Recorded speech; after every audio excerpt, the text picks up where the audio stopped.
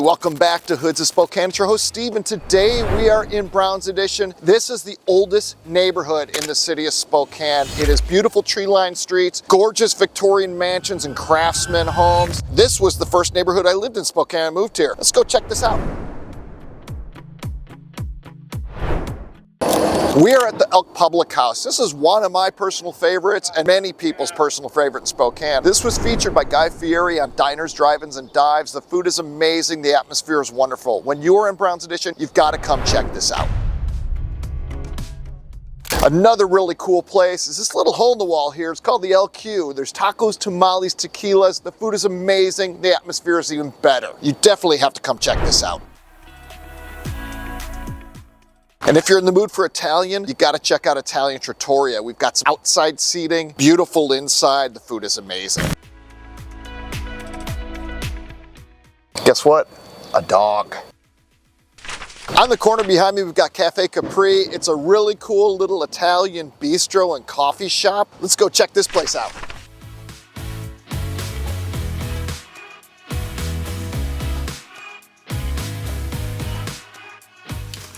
So this area is full of houses, apartment buildings, condos. People love living down here. You're just a stone's throw away from downtown Spokane. You're close to all the university campuses as well. Even the hospitals are close by. It's a great area to live, and like I said, it's the first place I lived when I lived here.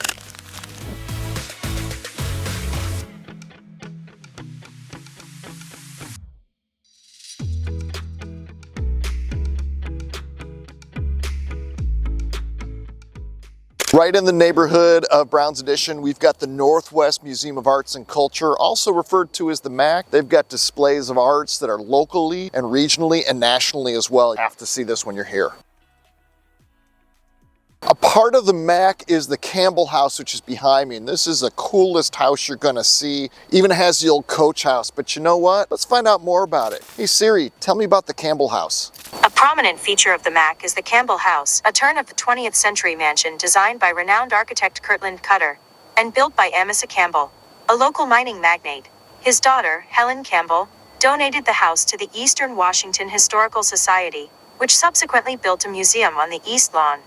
One of the most iconic buildings in Browne's Edition in all of Spokane is right behind me. This is the Patsy Clark Mansion, built in the late 1800s. There's so much information to know. Let's ask Siri about this. Hey Siri, tell me about the Patsy Clark Mansion in Spokane. Sorry, I don't understand. Well, what Siri couldn't tell us was in the late 1800s, Patrick Clark, the original owner, hired the famous Kirtland Cutter to design one of the most extravagant mansions in the Pacific Northwest. When the massive 12,000-foot home was completed in 1898, it was the talk of the town, if not the entire West Coast.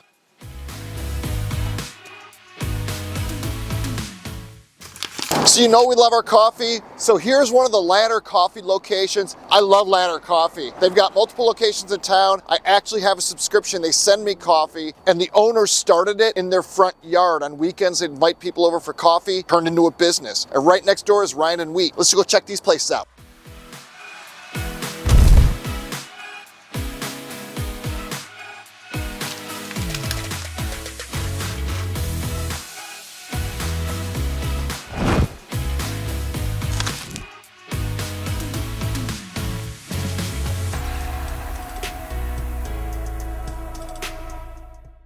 One of the cool things about Browne's Editions, we have a bar here that has live music. The Chameleon has a showroom upstairs. There's a room in the basement. Sometimes they have disco, sometimes they have dancing, a DJ. There's even a patio outside. One of the features that makes Browne's Edition a favorite of the locals is the proximity to downtown Spokane. Within a few minutes walking, you can go right down West Riverside Avenue and be at theaters, at restaurants, at Riverfront Park, even River Park Square.